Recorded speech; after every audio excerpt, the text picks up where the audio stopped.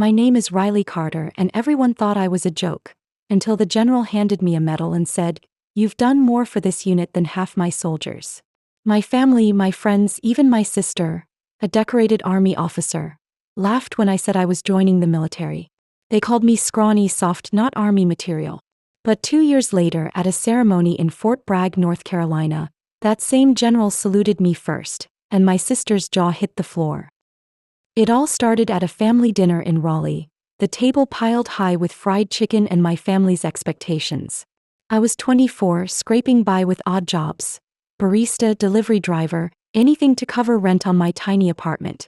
My sister, Captain Megan Carter, was the family's golden child, a West Point grad with a chest full of ribbons. She sat across from me, her uniform crisp, regaling everyone with tales of leading her platoon. I stayed quiet, my decision brewing. I'd always been in her shadow, the soft younger sister who couldn't keep up. That night I dropped my bombshell: "I'm applying to the Army." The table went silent, then erupted in laughter. My dad, a retired mechanic, snorted, "Riley, you can't even lift a toolbox." Megan smirked, sipping her wine. "Stick to latte, sis. The Army's not your thing." My mom patted my hand, her voice gentle. "You don't have to compete with Megan, honey." I wasn't competing, not yet.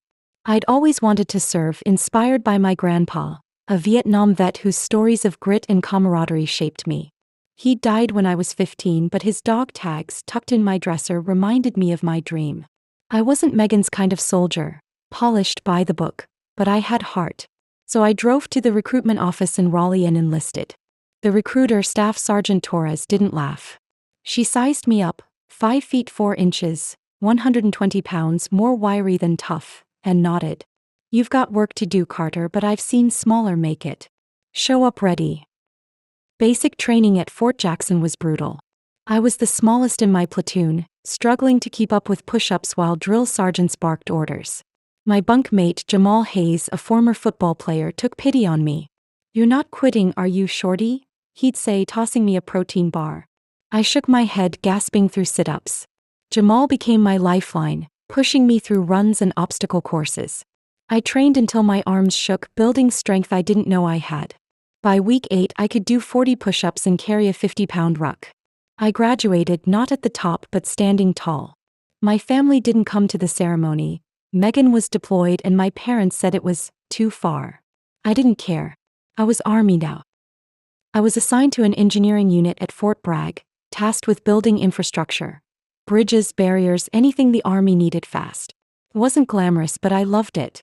I'd always been handy, fixing bikes with my dad as a kid.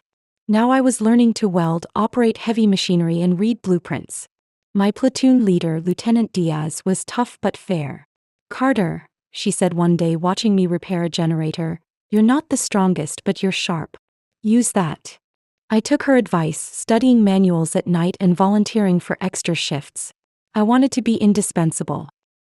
Megan came home from deployment 6 months later, and we met at a coffee shop near Fort Bragg.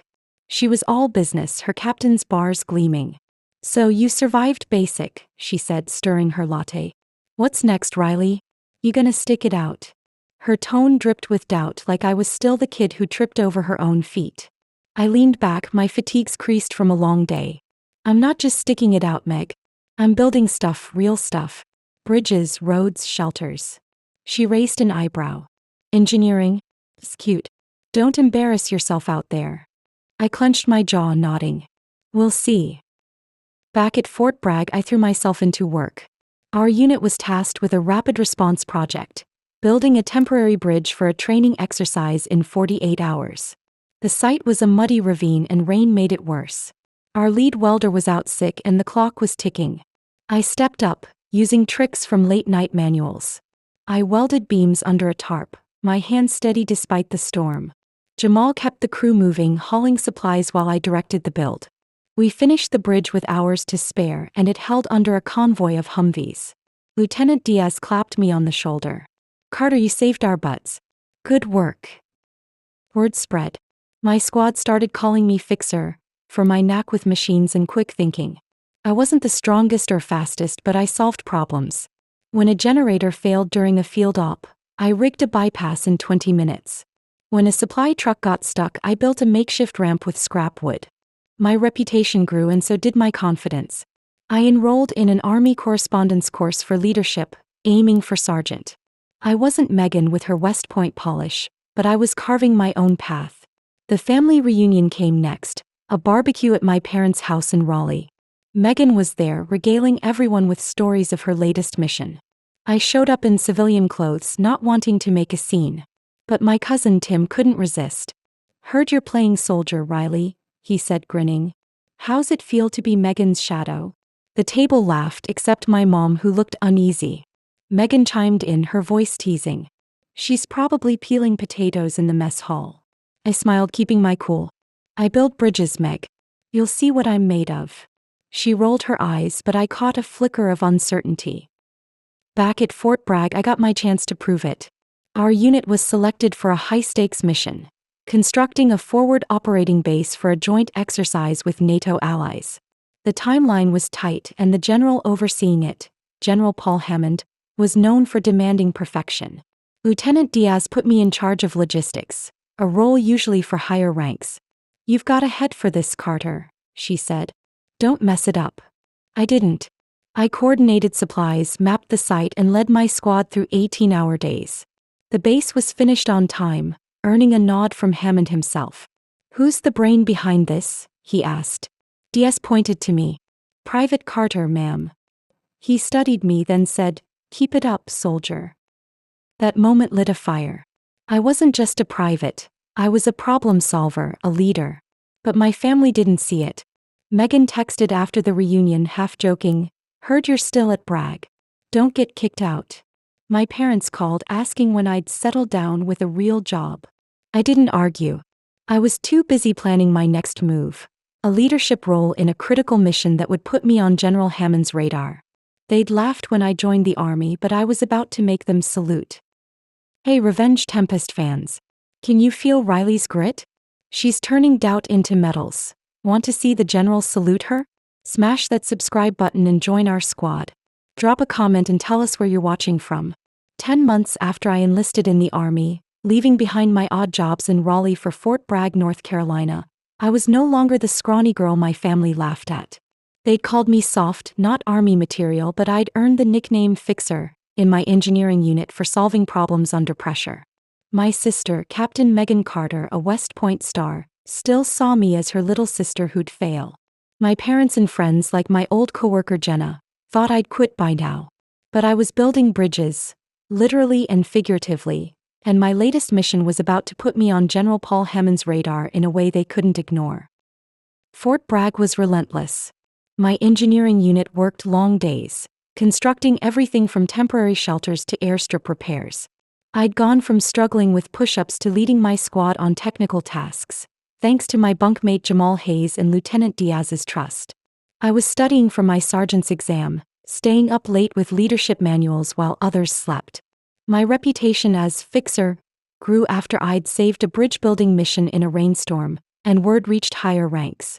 One morning, Diaz pulled me aside after a briefing. "Carter, you're getting noticed.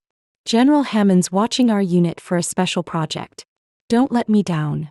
I nodded, my heart racing. This was my chance to prove I was more than Megan's shadow. The project was a beast, constructing a mobile command post for a multi-unit exercise simulating a disaster response. The site was a rugged patch of Fort Bragg's training grounds, and we had 72 hours to build a functional base. Tents, generators, comms towers, all under simulated enemy fire. My squad was tasked with the power grid, a critical piece. If we failed, the whole exercise would collapse. I spent nights sketching wiring plans, cross-referencing equipment specs. Jamal noticed my intensity. "You're acting like this is your last shot, Fixer," he said, grinning. "It might be," I replied. "My sister's a captain. I've got a lot to prove." The mission kicked off at dawn, with choppers buzzing overhead and mock artillery shaking the ground. My squad, 6 soldiers including Jamal, followed my lead as we hauled generators and laid cables. When a faulty transformer threatened to kill our power, I climbed a utility pole in pouring rain, rewiring it with tools slipping in my hands. We got the grid up in 18 hours, a record for our unit. The exercise ran flawlessly and Lieutenant Diaz radioed me after. Carter, you made us look good. General Hammond wants a debrief. I froze. A debrief with the general? That was big. The debrief was in a command tent, the air thick with coffee and tension. General Hammond, a grizzled man with a stare that could stop a tank, sat at the table. I stood at attention, my boots still muddy. Private Carter, he said, your squad's grid was the backbone of this op. How'd you pull it off? I swallowed, keeping my voice steady. Preparation, sir.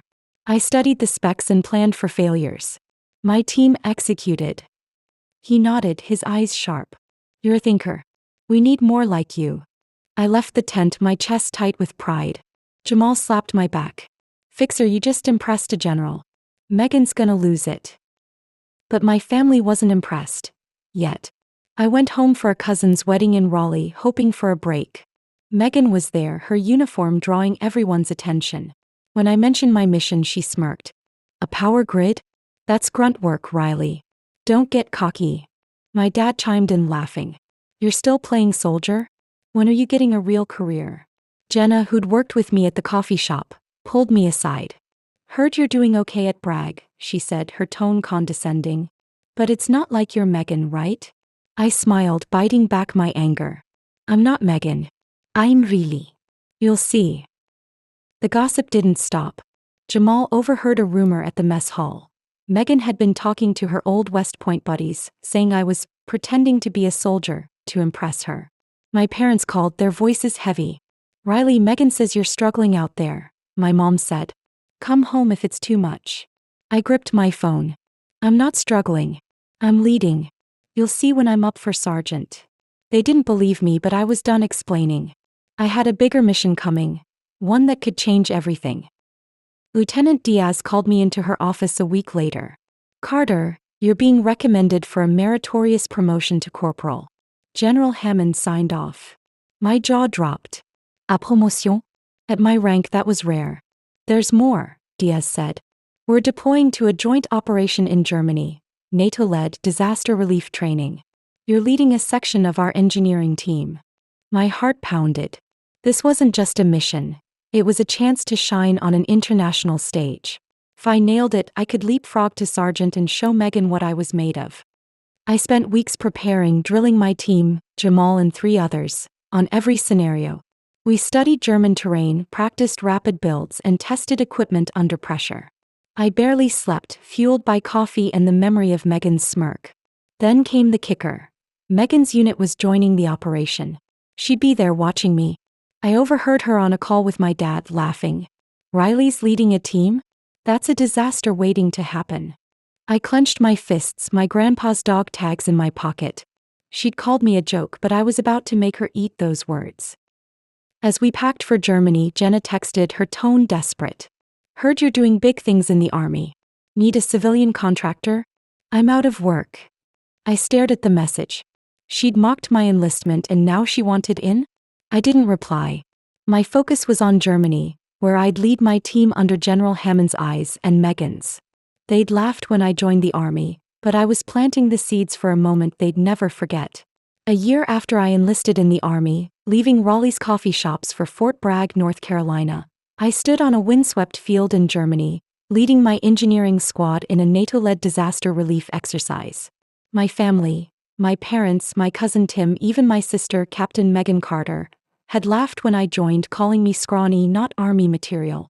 They didn't know I'd earned the nickname Fixer for solving problems under pressure, or that General Paul Hammond had noticed me. Now, with Megan's unit watching and a medal ceremony looming, I was about to make them all salute. The Germany mission was high stakes.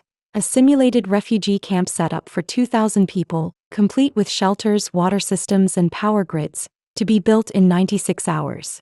My team, Jamal Hayes and 3 other engineers, relied on me to coordinate logistics. The site was a muddy valley near Ramstein Air Base, with rain and wind testing our every move. I'd prepped for weeks, memorizing terrain maps and equipment specs, my grandpa's dog tags tucked in my pocket for luck. Megan's unit, a logistics team, was on the same exercise, and I caught her eyeing me from across the camp, her captain's bars glinting. She didn't say a word, but her smirk said enough. She still thought I'd fail. Day 1 was chaos. A supply truck broke down, delaying our generators. I improvised, redirecting spare parts from another unit and rigging a temporary power hub with Jamal's help. By day 2, our grid was up, powering the camp's comms. Then disaster struck. A storm flooded the valley, collapsing a water filtration unit. My squad was exhausted, but I rallied them, sketching a new pipeline layout in the mud. We worked through the night, my hands numb from wrenching pipes in the rain. By day 4, the camp was operational, shelters standing, water flowing, lights on. The NATO commander, a British colonel, inspected our work and nodded. "This is first-rate," he said. "Who's in charge?" Jamal pointed to me. "Private Carter, sir." I stood taller, my fatigues soaked but my heart full. General Hammond arrived on the final day, his presence silencing the camp. He toured the site, stopping at our power grid. "Carter," he said, his voice gruff, "your team's work held this op together. I'm recommending you for a commendation." I saluted, my throat tight. "Thank you, sir." Megan was nearby, her face unreadable. I didn't care. I'd done my job and the general knew my name. Back at Fort Bragg, the commendation became reality. Lieutenant Diaz called me to her office. "Carter, you're getting the Army Commendation Medal for exceptional leadership in Germany. And you're promoted to corporal." My jaw dropped. A medal and a promotion? At my level, that was unheard of. The ceremony was set for a Friday, and General Hammond would pin the medal himself. I invited my family, not expecting them to show. But they came: Megan, my parents, even Jenna, sitting stiffly in the Fort Bragg auditorium. The ceremony was electric. The room was packed with soldiers, officers, and families, the air heavy with pride. I stood in my dress uniform, my boots polished, as General Hammond took the stage. He read my citation. Private Riley Carter demonstrated extraordinary initiative, leading her team to complete a critical infrastructure project under adverse conditions. He pinned the medal to my chest, then stepped back and saluted, crisp, deliberate, his eyes locked on mine. "You've done more for this unit than half my soldiers," he said. The crowd applauded, but I heard Megan's sharp intake of breath. Her jaw was tight, her captain's bars suddenly less shiny. After the ceremony, my family approached. My mom's eyes were wet. "Riley, we had no idea," she said. "We're so proud." My dad nodded, awkward. "We thought you'd quit." "We were wrong." Jenna, my old coworker, stammered, "You're amazing, Riley. Need a civilian assistant?" "I'm jobless, Kropka." I smiled, keeping my tone cool. "You laughed when I enlisted, Jenna." "I'm good for now." Megan was last, her uniform pristine but her expression shaken. "I underestimated you," she said quietly. "I didn't think you had this in you." I met her gaze, my grandpa's dog tags heavy in my pocket. "I told you I'd build bridges, Meg. You didn't listen." I didn't gloat, not openly. But as they left, I felt a weight lift. I'd spent years in Megan's shadow, hearing I wasn't enough. Now I'd outshone her in her own world. General Hammond approached later, shaking my hand. "Carter, I'm putting you up for sergeant after your next eval. Keep leading like this and you'll go far." I nodded, my heart pounding. "Yes, sir." A year later, I stood on Fort Bragg's training grounds, now a corporal leading a larger engineering team. We'd built infrastructure for 3 major exercises and my name was known across the base. I was halfway through my sergeant's course, mentored by Lieutenant Diaz, who called me her secret weapon. Megan had reached out, offering to collaborate on a joint project, but I declined politely. I didn't need her approval anymore. My parents called weekly, suddenly interested in my career, but I kept it short. "Busy training," I'd say. Jenna sent another job request, which I ignored. My focus was on my team, my missions, and the path I'd carved. Success wasn't about proving Megan wrong, though that felt good. It was about proving my grandpa right. His stories of grit had planted a seed, and his dog tags reminded me who I was. When they laughed at my enlistment, I didn't argue, I worked. And when General Hammond saluted me first, I didn't just win. I became the soldier they never thought I could be. Hey, Revenge Tempest fans. Did Riley's medal moment give you goosebumps? We're all about stories of triumph and justice here, so smash that subscribe button to join our squad. Drop a comment and tell us where you're watching from.